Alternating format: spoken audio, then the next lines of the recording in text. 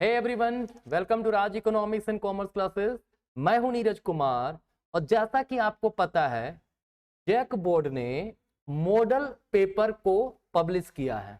ठीक है, किनके लिए? जो बच्चे 2024-25 के सेशन में पढ़ाई कर रहे हैं, मतलब जिनका एग्जाम है फरवरी 2025 से, उनके लिए मॉडल सेट लाए हैं।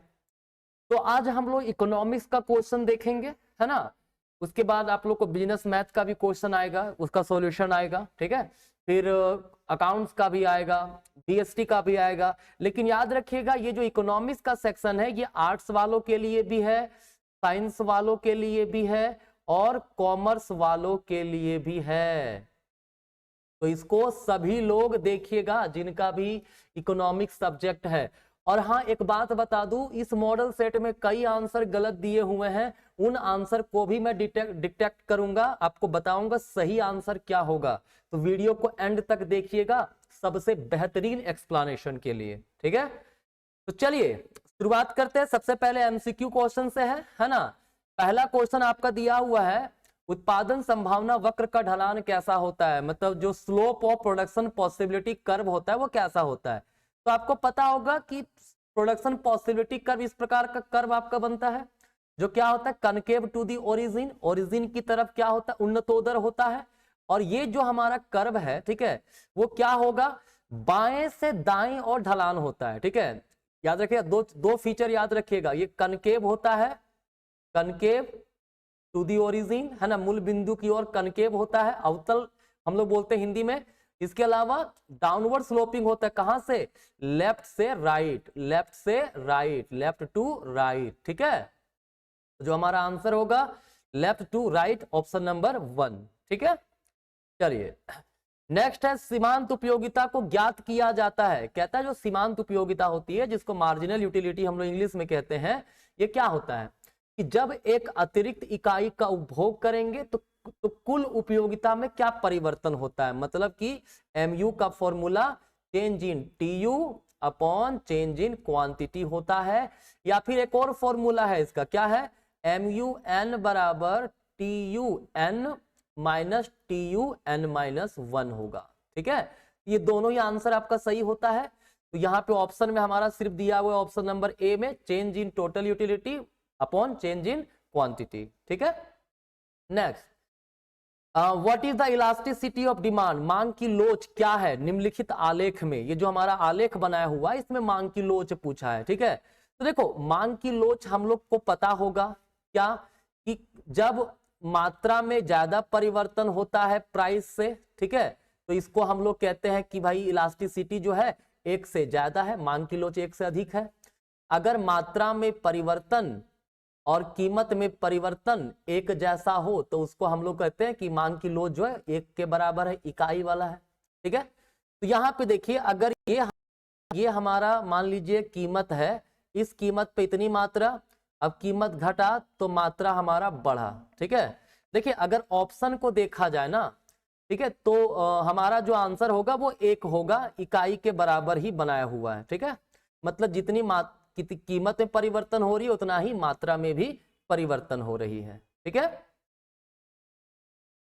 क्वेश्चन नंबर 4 हमारे पास है, कहता है आगत को निर्गत में परिवर्तन की प्रक्रिया को क्या कहते हैं। मतलब कन्वर्टिंग इनपुट इनटू आउटपुट, मतलब जो उत्पादन के साधन है, factor production like land, labour, capital, इसका यूज करके जब आउटपुट बनाते हैं तो उस प्रक्रिया को क्या कहते हैं।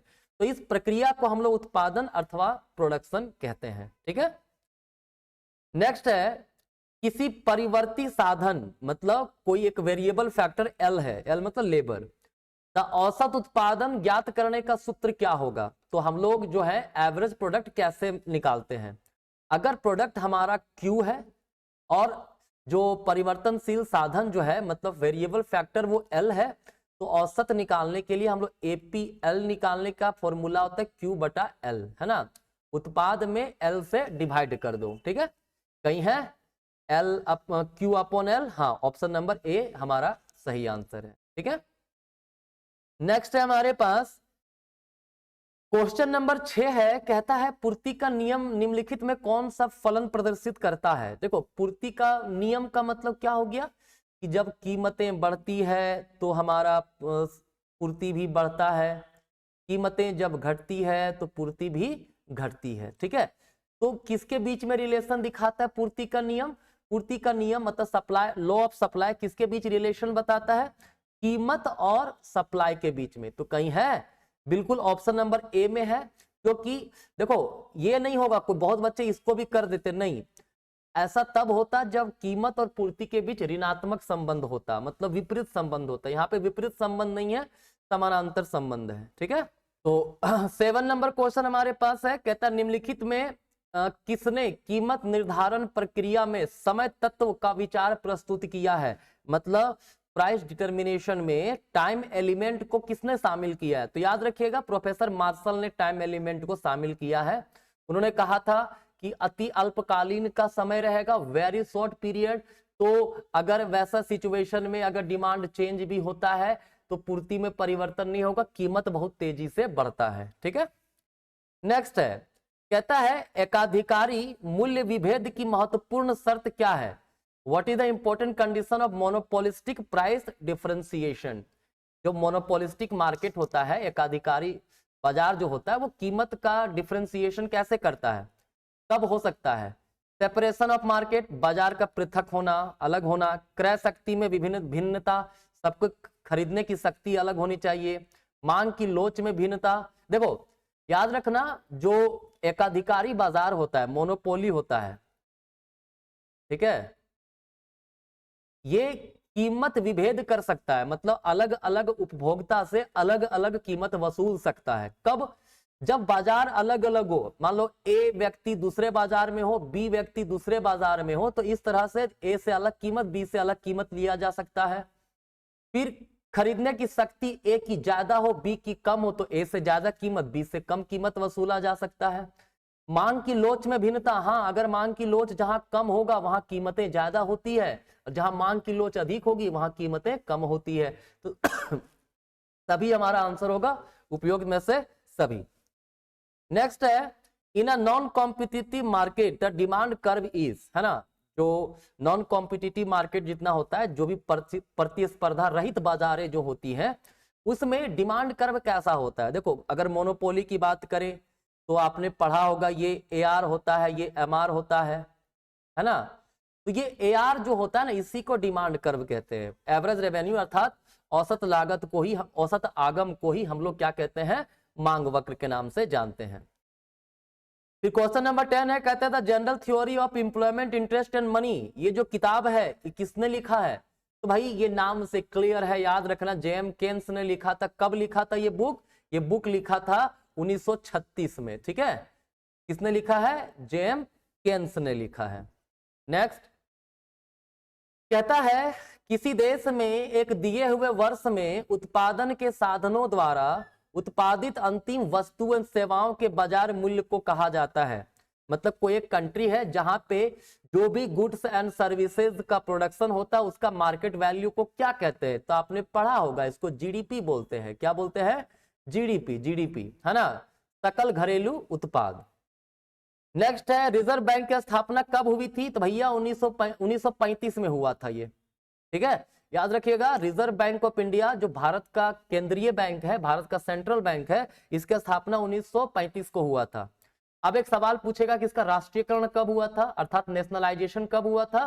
तो याद रखिएगा, जब नेशनलाइजेशन सवाल रहे ना कि आरबीआई का नेशनलाइजेशन कब हुआ था, तो याद रखना ये 1949 को हुआ था। नेशनलाइजेशन को हिंदी में राष्ट्रीयकरण कहते हैं। ठीक है, 13 नंबर क्वेश्चन है, कहता है खुली अर्थव्यवस्था में सामूहिक मांग, मतलब जो एग्रीगेट डिमांड होता है उसमें कौन कौन से तत्व शामिल होते हैं? तो याद रखिएगा, अगर खुले इकोनॉमी है तो एग्रीगेट डिमांड, समग्र मांग या सामूहिक मांग बोलो, ये होता है consumption plus investment plus government spending plus net export. ठीक है, ये 4 चीजें होता है। तो यहाँ उपभोग है, निवेश भी है, सरकारी व्यय और नेट एक्सपोर्ट भी है। तो ऑल ऑफ दीज हमारा सभी के सभी करेक्ट आंसर होगा। ठीक है, चलिए 14 नंबर क्वेश्चन है, कहता है निम्नलिखित में से वास्तविक निवेश कौन है? देखो वास्तविक निवेश जो होता है ना, इसका मतलब होता है कि जब हम लोग कोई नए मशीन खरीदें, बिल्डिंग बनाए, ठीक है, रोड बनाए, ये सब वास्तविक निवेश होता है। तो बाइंग शेयर्स नहीं, शेयर का खरीदना जो है वो वास्तविक निवेश में नहीं आता है। फिर है पुरानी फैक्ट्री खरीदना, नहीं, पुरानी फैक्ट्री खरीदे तो एक हाथ से दूसरे हाथ में सिर्फ हस्तांतरण हो रहा है, ये नहीं होगा। भवनों का निर्माण बिल्कुल सही है, ऑप्शन नंबर सी है, कंस्ट्रक्शन ऑफ बिल्डिंग, ठीक है। नेक्स्ट 15 नंबर कहता है भारतीय संविधान के किस अनुच्छेद में का संबंध बजट से है। मतलब इंडियन कॉन्स्टिट्यूशन में बजट का जो उल्लेख है, बजट के बारे में किस आर्टिकल में बताया गया है, तो याद रखिएगा आर्टिकल 112, अनुच्छेद 112, ठीक है। चलिए, दीर्घकाल में एक पूर्ण प्रतियोगिता फर्म उत्पादन करना बंद कर देगा यदि, देखो पूर्ण प्रतियोगिता बाजार में है ना, अगर दीर्घकाल का स्थिति है, लॉन्ग रन का समय है, ठीक है, और परफेक्ट कंपटीशन मार्केट है, तो उत्पादन करना तब बंद कर देता है ना जब मान लीजिए जो प्राइस है वो एवरेज वेरिएबल कॉस्ट से भी कम हो जाए। क्या हो जाए? एवरेज वेरिएबल कॉस्ट से भी कम हो जाए। लेकिन यहाँ एवरेज वेरिएबल कॉस्ट नहीं है तो हम लोग एसी को मान लेंगे, एवरेज कॉस्ट को मान लेंगे, ठीक है। अगर लॉन्ग रन में एवरेज कॉस्ट से भी कम कीमत आ रहा है, ठीक है, दीर्घकाल में भी, तो उत्पादन करना बंद कर देगा। अगर अल्पकाल की बात हो, अल्पकाल में अगर कीमत से एवरेज वेरिएबल कॉस्ट भी कम आ रहा हो, एवरेज वेरिएबल कॉस्ट जितना है उससे भी कम कीमत आ रहा हो, ठीक है, तो ये शॉर्ट रन में उत्पादन करना बंद करेगा अल्पकाल में, ठीक है। और दीर्घकाल में क्या होगा? जब प्राइस एसी से कम हो, ठीक है। तो कहां है? ऑप्शन नंबर डी हमारा सही आंसर होगा, ठीक है। नेक्स्ट 17 नंबर क्वेश्चन है, प्रत्यक्ष कर के अंतर्गत निम्नलिखित में से किसे शामिल किया जाता है? मतलब डायरेक्ट टैक्स के अंतर्गत कौन आता है? Gift tax, income tax, sale tax, दोनों होगा। गिफ्ट टैक्स होगा और इनकम टैक्स होगा, इन दोनों को शामिल किया जाता है डायरेक्ट टैक्स के अंतर्गत। डायरेक्ट टैक्स या प्रत्यक्ष कर का मतलब क्या होता है? जिस पर लगाया जाए उसका भार भी उसी पर पड़े, ठीक है। नेक्स्ट, अंतरराष्ट्रीय मुद्रा कोष की स्थापना कब की गई थी? देखिए, अंतरराष्ट्रीय मुद्रा कोष है ना, जो इंटरनेशनल मॉनेटरी फंड, इसका स्थापना हुआ था जब ब्रेटन वुड का समिट हुआ था, है ना। अब ब्रेटन वुड का समिट 1943-44 में हुआ है, तो उसी समय इसकी स्थापना की गई थी, ठीक है। तो इसका आंसर ए होगा 1944। आपका ये आंसर गलत दिया हुआ है शायद, इसमें 18 का डी, हाँ गलत दिया हुआ है आपके मॉडल सेट में, ठीक है। नेक्स्ट, निम्नलिखित में किस परिस्थिति में मुद्रा की पूर्ति में कमी हो सकती है? In which of the following situation can there be decrease in money supply? मतलब मनी सप्लाई में कमी कब होगा? इसका भी आंसर आपका गलत दिया हुआ है आंसर की में, ठीक है। इसका आंसर होगा बी नंबर, लेकिन दिया है option number A, option A नहीं होगा। देखो, अगर बैंक दर में कमी हुआ ना तो लोन लेना आसान होगा, मनी सप्लाई बढ़ जाएगा, मुद्रा की पूर्ति बढ़ जाएगी। लेकिन जब कैश रिजर्व रेशियो ज्यादा हो जाता है ना, तो बैंकों के पास कम लिक्विड बचता है लोन देने के लिए, ठीक है। तो ऐसे समय में मुद्रा की पूर्ति जो है वो घट जाएगी, ठीक है। तो ऑप्शन बी हमारा होगा करेक्ट आंसर। 20 नंबर कहता है भारत में वित्तीय वर्ष की कालावधि क्या है? The period of financial year in India is, ये तो सबको पता है, 1 अप्रैल से 31 मार्च। इसका सही है ना? हाँ चलो, इसका सही है, वेरी गुड। 21 नंबर कहता है पूंजीवादी अर्थव्यवस्था के संबंध में निम्नलिखित में से कौन सा कथन सत्य है? विच of the following statement is correct about the capitalistic economy? उत्पादन के साधनों पे निजी स्वामित्व, बिल्कुल कैपिटलिस्टिक इकोनॉमी में तो होता है। उत्पादन का उद्देश्य जन कल्याण नहीं, अपना लाभ अर्जित करना, ठीक है। ह्यूमन वेलफेयर नहीं होता है, जन कल्याण नहीं होता है, ठीक है। सरकार का पूर्ण हस्तक्षेप, बिल्कुल सरकार का कोई हस्तक्षेप नहीं होता है। श्रमिकों की सेवा का क्रय विक्रय संभव नहीं, बिल्कुल संभव होता है। ऑप्शन ए हमारा करेक्ट होगा, और इसका भी आंसर आपका आंसर की में वेरी नाइस गलत दिया है, ठीक है। चलिए 22 का भी शायद गलत दिया हुआ है। 22 में क्या है? ऑप्शन ए है 2 ना। देखो, मान लिया जाए 2 लाख व्यक्ति रोजगार में संलग्न है और 10,000 व्यक्ति कार्य करने को इच्छुक हैं, लेकिन उन्हें काम नहीं मिल पा रहा है, तो देश में बेरोजगारी की दर क्या होगी? देखो, 10,000 व्यक्ति बेरोजगार, काम करना चाहते, काम मिल नहीं रहा है, तो बेरोजगारी का दर का मतलब हुआ 10,000 बटे 2 लाख प्लस 10, कितने लोग काम कर रहे हैं? 2 लाख, और कितने लोग जो बेरोजगार है? 10,000, तो 2,10,000 उसका टोटल होगा। 2,10,000 गुने 100, ये लगभग 4 पॉइंट समथिंग पर आ रहा है परसेंटेज, ठीक है, 4 पॉइंट समथिंग आएगा। अप्रोक्स में इसको 5% मान सकते हैं। तो आंसर हमारा सी होगा। इतना गलत क्यों दिया है भाई? आंसर नहीं आता है, छोड़ देता, क्वेश्चन नहीं देता, गलत देख के धरा है। 23 नंबर क्वेश्चन है, who divided the static and dynamic function of money. देखो मनी का एक स्थैतिक और गत्यात्मक कार्य में विभाजन जो है ना, पॉल एंजिंग ने किया था। ठीक है, चलिए 24 नंबर, आय के वृत्ताकार प्रवाह मॉडल में विक्रेता से क्रेता की ओर वस्तुओं सेवाओं का प्रवाह को क्या कहा जाता है? जो सर्कुलर फ्लो इनकम पढ़े होंगे आपने, उसमें कहता है गुड्स एंड सर्विसेज का फ्लो जो हो रहा है कहां से, सेलर से बायर की तरफ जा रहा है, इसको क्या कहते हैं? देखो जब मनी का फ्लो हो तो उसको मनी फ्लो कहेंगे, जब गुड्स और सर्विस का फ्लो हो मतलब वस्तु और सेवा का फ्लो हो, प्रवाह हो, तो उसको हम लोग वास्तविक प्रवाह कहते हैं। Option number B. इसको रियल फ्लो कहते हैं, एक्चुअल फ्लो नहीं, रियल फ्लो होता है इसका इंग्लिश, है ना, ये टर्म यूज होता है। चलिए, कहता है मुद्रा ने दूर किया सामाजिक बुराइयों को, सोशल इविल, नहीं जी, मुद्रा तो बढ़ा दिया, इकोनॉमिक इविल इसको ही बढ़ाया है। सरकार की समस्याओं को, नहीं, सरकार समस्या कहां से दूर हो गया मुद्रा के आने से? वस्तु की विनिमय प्रणाली की कठिनाई, वस्तु विनिमय प्रणाली में जो कठिनाइयां थी वो दूर हो गई। ठीक है, फिर है हमारा 26 नंबर, कहता है आय के संतुलन स्तर पर, मतलब at the equilibrium level of income. आपने पढ़ा होगा इक्विलिब्रियम लेवल ऑफ इनकम कहां होता है? जहां समग्र मांग और समग्र पूर्ति दोनों बराबर होता है। एग्रीगेट डिमांड का क्या फॉर्मूला? सी प्लस आई, एस का मतलब सी प्लस एस, सी सी कैंसल, आई बराबर एस। ठीक है, तो क्या बचत और निवेश बराबर होते? बिल्कुल सही है हमारा पहला आंसर। ठीक है, नेक्स्ट कहता है निम्नलिखित में से विनिमय का एक सर्वमान्य माध्यम कौन सा है? विच of the following is a universally accepted medium of exchange? Money होता है, money is medium of exchange, ये तो डेफिनेशन आपने पढ़ा ही होगा। कहता है पूर्ण प्रतियोगी बाजार में फर्मों की संख्या होती है, कितनी होती है? पूर्ण प्रतियोगिता बाजार में अत्यधिक फर्म होते हैं।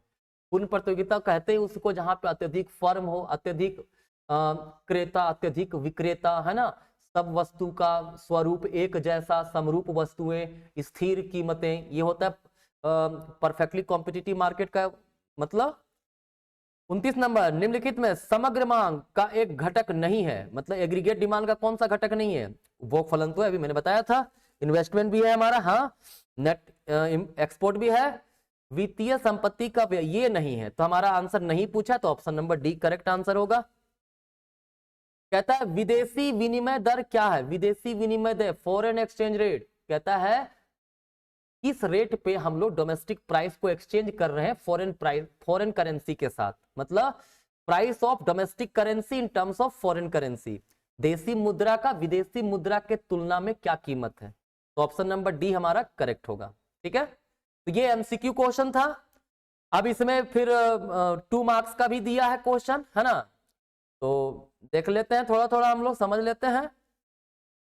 कहता है घटिया या निम्न कोटि की वस्तु को परिभाषित कीजिए। वैसे वस्तु जब आय बढ़ने पर जिसका मांग घट जाता हो, जब इनकम बढ़ने से डिमांड घटता हो जिसका, उसको हम लोग क्या कहते हैं? निम्न कोटि का वस्तु, इंफीरियर गुड्स कहते हैं। ठीक है, फिर दूसरा है पूर्ण प्रतियोगिता में एआर वक्र एक्स अक्ष के समानांतर क्यों होती है? आपने पढ़ा होगा परफेक्ट कंपटीशन में ये एआर होता है। क्यों होता है? क्योंकि कीमतें स्थिर होती है। ठीक है, प्राइस बराबर एआर बराबर एमआर होता है, जो कि कांस्टेंट होता है। कांस्टेंट होने के कारण, कांस्टेंट मतलब स्थिर होता है, और स्थिर होने के कारण ये एक्स अक्ष के समानांतर होता है। कहता है list 3 different way in which oligopoly firm can behave, है ना, एक अल्पाधिकारी बाजार फर्म का व्यवहार कैसा होता है? तो भाई एक अल्पाधिकारी फर्म जो होता है दूसरे फर्म क्या कर रहे हैं वो देखता है, वो जब कुछ एक्शन लेगा तो ये भी रिएक्ट करेगा, या तो फिर क्या करेंगे, कुछ फर्म्स हैं आपस में मिल करके काम करने को राजी हो जाएंगे, या फिर क्या करेंगे, कोई फर्म अगर पहले से बहुत बड़ा फर्म है तो वो जिस तरह का कीमतें अपना रहा है ये नया फर्म भी अपनाएगा, छोटे फर्म भी उसको अपनाएगा। ठीक है, तो ये उसका व्यवहार होता है। फिर अब व्यष्टि और समष्टि अर्थशास्त्र में अंतर बताइए, मतलब difference between micro and macro economics. तो माइक्रो का मतलब होता है छोटा, व्यष्टि मतलब क्या होता है? छोटा। ठीक है, जब एक इंडिविजुअल यूनिट की बात करें, स्मॉल यूनिट की बात करें, तो वो हमारा व्यष्टि अर्थात माइक्रो इकोनॉमिक्स हो गया। जब संपूर्ण की बात करें, सबकी बात करें, पूरे देश का आय, राष्ट्रीय आय, वो हमारा मैक्रो इकोनॉमिक्स में आएगा, समष्टि अर्थशास्त्र में आएगा। ठीक है, फिर सीमांत लागत, औसत लागत को परिभाषित करें। मैंने कहा ना सीमांत लागत का मतलब क्या होता है, जब एक अतिरिक्त वस्तु का उत्पादन करे उसके कारण आपके कुल लागत में क्या परिवर्तन आएगा, वो सीमांत लागत हो गया। और कुल लागत और उत्पादन की इकाई के बीच का जो अनुपात होता है वो हमारा क्या कहलाता है, औसत लागत कहलाता है। ठीक है, फिर है वैधानिक तरलता अनुपात, क्या होता है, स्टेटरी लिक्विडिटी रेशियो। जैसे हर कमर्शियल बैंकों के पास जो भी डिपॉजिट होता है उसका एक सर्टेन हिस्सा है ना, मतलब एक व्यावसायिक बैंक के पास जो भी जमा पूंजी आएगा ना, उसका एक कुछ हिस्सा अपने खुद के पास तरल रूप में रखना पड़ता है, लिक्विड रूप में रखना पड़ता है, वो होता है वैधानिक तरलता अनुपात। ठीक है, फिर उपभोग फलन किन चारों के बीच संबंध को व्यक्त करता है, the consumption function express relation between which variables. ठीक है, विच किसके बीच में, देखो उपभोग फलन जो होता है वो इनकम के बीच में संबंध बताता है कि जब इनकम बदलेगा तो आय, तो उपभोग भी बदलेगा। ठीक है, फिर है व्यापार शेष और चालू खाता में अंतर बताइए। देखो व्यापार शेष का मतलब होता है ना, जब हम लोग एक्सपोर्ट इंपोर्ट ऑफ गुड्स की बात करें, मतलब वस्तु के आयात निर्यात की जब बात करें, ठीक है, तो वो होता है ट्रेड बैलेंस। ठीक है, लेकिन करंट अकाउंट में क्या, करंट अकाउंट बैलेंस में क्या क्या शामिल होता है, आपका गुड्स हो गया, मतलब वस्तु हो गया, फिर सर्विसेज हो गया, है ना, इसके अलावा यूनिलेटरल ट्रांसफर, एक तरफा हस्तांतरण, ये सब शामिल होता है करंट अकाउंट बैलेंस में। ठीक है, अब है 3 मार्क्स का क्वेश्चन भाई, कहता है संतुलन को परिभाषित कीजिए, किस स्थिति में बाजार का संतुलन अवस्था में कहा जाता है, मतलब इक्विलिब्रियम का मतलब होता है, और मार्केट को कब इक्विलिब्रियम में कहेंगे। तो देखो संतुलन का मतलब एक ऐसी स्थिति होती है जहां से कोई भी बदलाव कोई एक्सपेक्ट नहीं करता है, बदलाव नहीं चाहता है। ठीक है, बाजार में संतुलन कहां होगा, जहां पर डिमांड और सप्लाई ये दोनों एक दूसरे को इंटरसेक्ट करेगा। ठीक है, ये हमारा हो गया मार्केट इक्विलिब्रियम। क्लियर है। नेक्स्ट कहता है घटती सीमांत उपयोगिता का नियम, law of diminishing marginal utility, क्या होता है, इसका मतलब होता है कि जैसे जैसे कोई कंज्यूमर मतलब उपभोक्ता एक अतिरिक्त इकाइयों का उपभोग करते जाता है तो उससे मिलने वाला संतुष्टि घटता चला जाता है। ठीक है, फिर बाजार संतुलन से आप क्या समझते हैं, रेखा चित्र से स्पष्ट कीजिए। बाजार संतुलन का मतलब मैंने बताया ना, एक ऐसी अवस्था जहां पर मांग और पूर्ति बराबर होती हो, ये डिमांड और ये सप्लाई हुआ। ठीक है, अब अगर मान इसमें दिखा दीजिए क्या, अगर मांग बदल गया, बढ़ गया, तो कीमत भी बदल जाता है और मात्रा भी बदल जाता है। ठीक है, नेक्स्ट कहता है सकल घरेलू उत्पाद को परिभाषित कीजिए, डिफाइन ग्रॉस डोमेस्टिक प्रोडक्ट। तो एक देश के घरेलू सीमा, जो डोमेस्टिक टेरिटरी होता है, उसके अंदर जो भी वस्तु सेवाओं का उत्पादन होता है उसका मूल्य, बाजार मूल्य क्या कहलाता है, ग्रॉस डोमेस्टिक प्रोडक्ट। और how it is related to GNP, तो जो जब हम लोग जीडीपी निकाल लेंगे ना, तो जीडीपी में अगर हम लोग प्लस कर देंगे एनएफआईए, मतलब विदेश से प्राप्त शुद्ध साधन आय, तो ये हमारा जीएनपी बन जाता है, ग्रॉस नेशनल प्रोडक्ट, अर्थात सकल राष्ट्रीय उत्पाद। ठीक है, नेक्स्ट संतुलन कीमत क्या है, रेखा चित्र से दिखाइए। क्या बकवास एक ही क्वेश्चन बार बार पूछ के धरा है। संतुलन कीमत कहां होगा, जहां मांग और पूर्ति बराबर होगा। ठीक है, और अगर मान लो इसमें दिखा देना एक बार मांग बदल गया तो संतुलन कीमत बढ़ जाता है, एक बार पूर्ति चेंज हो गया तब दिखा देना। ठीक है, नेक्स्ट है बाजार की परिभाषा दीजिए। उन 4 तत्वों को लिखे जिनका है बाजार को परिभाषित किया जा सकता है। देखो बाजार एक ऐसी स्थिति है ना, बाजार एक ऐसी स्थिति है जहां पे क्रेता और विक्रेता, मतलब सेलर और बायर आपस में मिलते हैं, कोऑर्डिनेशन होता है। किन चीजों पर निर्भर करेगा, वहां वस्तु और सेवा का, वस्तु तथा सेवा का आदान प्रदान होना चाहिए, मतलब गुड्स एंड सर्विसेज का एक्सचेंज होना चाहिए। ठीक है, सेलर होना चाहिए, मतलब विक्रेता होना चाहिए, और कंज्यूमर मतलब बायर होना चाहिए, कंज्यूमर होना चाहिए। ठीक है, निश्चित कीमत होना चाहिए, तब ये हमारा एक बाजार कहलाएगा। ठीक है, क्लियर है। इसके अलावा स्थान भी बोला जाता है, एक समय भी बोला जाता है। ठीक है, नेक्स्ट है पूंजीवादी अर्थव्यवस्था की महत्वपूर्ण विशेषताएं क्या है। पूंजीवादी अर्थव्यवस्था अर्थात कैपिटलिस्टिक इकोनॉमी एक ऐसे इकोनॉमी को कहते हैं जहां पे पूरी तरह से संपत्ति जो है वो निजी हाथ में होता है, निजी स्वामित्व के अंतर्गत आता है, मतलब प्राइवेट ओनरशिप पाया जाता है। यहाँ पर सरकार का कोई हस्तक्षेप नहीं होता है। यहाँ पर प्राइस का जो निर्धारण है, कीमत का निर्धारण जो है वो मांग और पूर्ति के द्वारा होता है। ठीक है, नेक्स्ट है चित्र द्वारा वास्तविक प्रवाह तथा मौद्रिक प्रवाह में अंतर बताइए। देखो एक सीधी सी बात है, इधर आप ले लेना क्या फर्म, इधर ले लेना हाउस होल्ड। ठीक है, यहां से यहां जब जाएगा क्या, हाउस होल्ड से जाएगा कौन, श्रम जाएगा मतलब लेबर जाएगा, कैपिटल मतलब पूंजी जाएगा। ठीक है, ये सब प्रवाह जो है वो क्या चीज का प्रवाह है, ये सब हमारा वास्तविक प्रवाह है। फर्म से यहाँ क्या जाएगा, गुड्स एंड सर्विसेज जाएगा, वस्तु और सेवा फर्म से यहाँ पे बिकेगा। उसी प्रकार से फिर एक डायग्राम बनाना, यही लिखना और उसमें दिखाना, ठीक है, कि फर्म से जाता है क्या चीज, श्रम काम करता है, उसके लिए क्या मिलेगा, उसको मजदूरी मिलेगा ना। ठीक है, वेतन मिलेगा, वेतन या मजदूरी मिलेगा। ठीक है, पूंजी के लिए ब्याज मिलेगा, उद्यमी के लिए लाभ मिलेगा। ठीक है, और हाउस होल्ड क्या देगा फर्म को, ये जो वस्तु सेवा खरीदेगा उसके लिए कीमत चुकाएगा ना। ये हो गया आपका क्या, मौद्रिक प्रवाह। ठीक है, नेक्स्ट अब सबसे दीर्घकालीन 5 नंबर का क्वेश्चन है अधिमान वक्र। ये इंडिफरेंस कर्व पढ़ा होगा आपने, है ना। इंडिफरेंस कर्व किस प्रकार से होता है, ऐसे होता है। इसका मतलब क्या होता है, एक ऐसा रेखा जिसके हर एक बिंदु पर एक समान संतुष्टि को दिखाता है। ठीक है, the curve which shows equal level of satisfaction at every point, है ना। क्या क्या इसकी विशेषता भाई, ये डाउनवर्ड स्लोपिंग होता है, ऋणात्मक ढाल वाला, बाईं से दाईं ओर। ठीक है, जितनी ऊंची इंडिफरेंस कर्व उतना ऊंचा सेटिस्फैक्शन मतलब संतुष्टि। ठीक है, दो इंडिफरेंस कर्व एक दूसरे को कभी नहीं काट सकता है। ठीक है, इसके अलावा आपने पढ़ा होगा कि ये किसी एक्सिस को टच नहीं कर सकता है। ये सब इसकी विशेषताएं हैं। ठीक है, अब डिटेल में सारा चीज तो नहीं बताऊंगा, मेन मेन जो बता दे रहा हूं। कहते हैं एक फर्म की कुल स्थिर लागत, पूर्व परिवर्तनशील लागत है, कुल लागत क्या है। कुल स्थिर लागत मतलब टोटल फिक्स्ड कॉस्ट जो बदलता नहीं हो, हमेशा स्थिर रहो। जैसे हम कोचिंग चला रहे हैं, रेंट दे रहे हैं, वो फिक्स्ड कॉस्ट है। कुल परिवर्तनशील लागत जो बदलते रहता हो, जैसे जब बच्चे बढ़ते हैं तो पानी यहाँ पे ज्यादा लाना पड़ता है ताकि बच्चे पानी पी सके। अब इन दोनों को जोड़ेंगे तो कुल लागत कहलाएगा।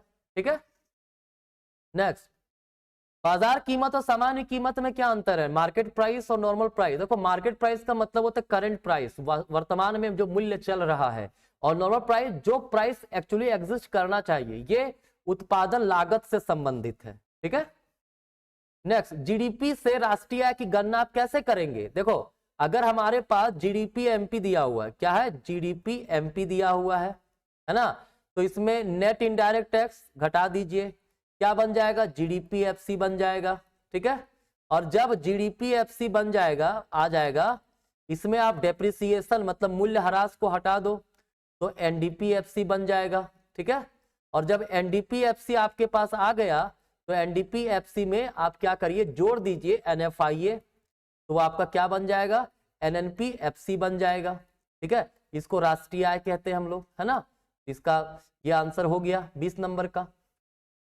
नेक्स्ट है जब स्वायत्त निवेश मतलब ऑटोनोमस इन्वेस्टमेंट और उपभोग व्यय 50 करोड़ है, मतलब ऑटोनोमस इन्वेस्टमेंट और उपभोग व्यय जो है 50 करोड़ है, और सीमांत बचत प्रवृत्ति लिखा यहाँ सीमांत बचत प्रवृत्ति और लिखल एमपीसी, एमपीएस होगा। ठीक है, एमपीएस, तथा आय का स्तर इतना है तो प्रत्याशित समग्र मांग ज्ञात करें। ठीक है, क्या करना है, समग्र मांग ज्ञात करना है।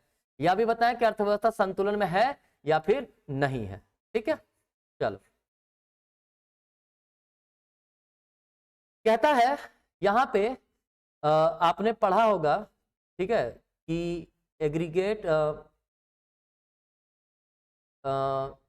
डिमांड इक्वल्स क्या होता है, सी प्लस आई होता है। ठीक है, और एग्रीगेट डिमांड हमारा कितना है, सी कितना है, 50 करोड़। स्वायत्त निवेश और उपभोग व्यय, ठीक है, मतलब ए, मतलब देखो कंजम्पशन फंक्शन का फॉर्मूला आपने पढ़ा होगा कि autonomous consumption plus B into Y होता है। प्लस ऑटोनॉमस इन्वेस्टमेंट लिया जाता है। तो ये ए भी 50 है, बी कितना 0 सीमांत बचत प्रवृत्ति है ना, ये सीमांत बचत प्रवृत्ति ये एमपीएस है, ठीक है। तो एमपीसी 0.8 होगा, 0.8 वाई प्लस 50, ठीक है, क्लियर। ये हमारा तो एग्रीगेट डिमांड कितना हुआ हमारा 100 प्लस 0.8 वाई, है ना। तो इक्विलिब्रियम कब होता है, जब इनकम बराबर एग्रीगेट डिमांड हो, मतलब इनकम बराबर 100 प्लस 0.8 वाई हो, है ना।